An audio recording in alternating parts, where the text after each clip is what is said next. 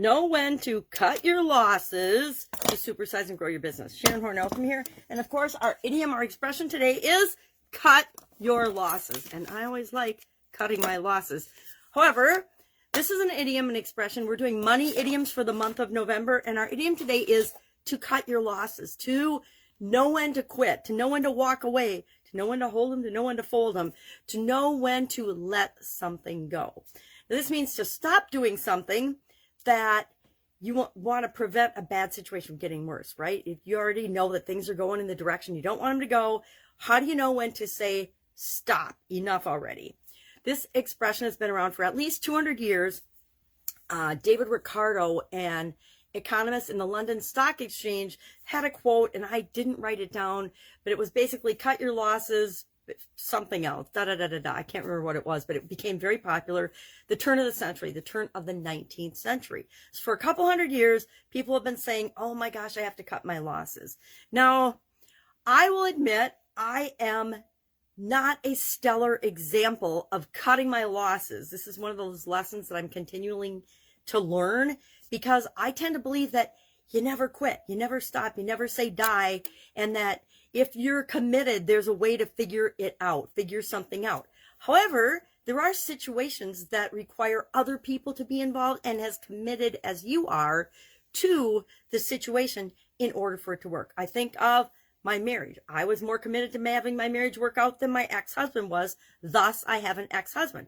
Now, I hung in there for 25 years, long after both of us knew that that relationship should have ended, because for a lot of reasons, there's a lot of psychology behind why we stay too long, why we don't cut our losses. And I think it has a lot to do with something called sunk costs. Sunk costs are the time, the energy, the resources, our confidence, our emotions, the things we put into something become our investment. And they, at some point, become sunk costs. A lot of times they're an investment that pays off in the end, but in other situations, they're things that we put into something that we never get a direct return for that. So my 25 years with my ex-husband, well, I did get a lot of advantages out of that, right? I have 2 beautiful children, 2 beautiful grandchildren, etc. So it's not all sunk costs, and it's never all sunk costs, which is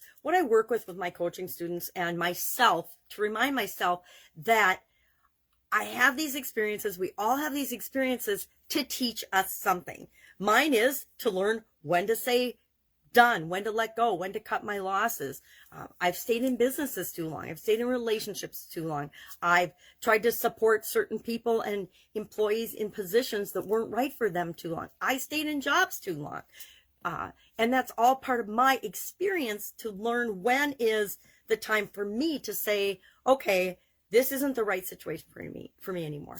Now, we do this in a couple of ways. Number one, we need to control our emotions. Number two, we want to not chase after our losses. Certain industries and certain businesses were more inclined to chase after our losses than others. I think of stock investing. I think of investments.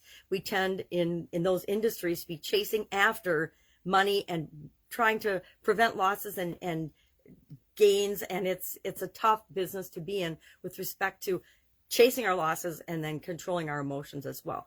We also have to remember that knowledge supports growth, and that the costs and the things that we invest in terms of time and energy and money and the losses that we experience, all of our experiences are creating who we are and who we are becoming. And that's part of growing and supersizing our business as well, is who we're becoming in the journey of growing and building and creating something that makes a difference in the world. So love to know your experience. How do you go about cutting your losses? You know, another thing to remember is we don't want to let small mistakes snowball and become giant, huge mistakes that we have a harder time getting out of. The bigger the mistake, the bigger the loss, the harder it is for us to walk away and say, oh my gosh. Unless, of course, you get to the point where it's such a huge loss, you lose everything. You have to declare bankruptcy or something. I personally have never declared bankruptcy, so I don't know what that's like, and I don't ever want to know what that's like. But I can relate to people because I've worked with a lot of people, a lot of clients, a lot of customers, a lot of people over the years in different industries where that has been a reality for them. And it's a tough situation.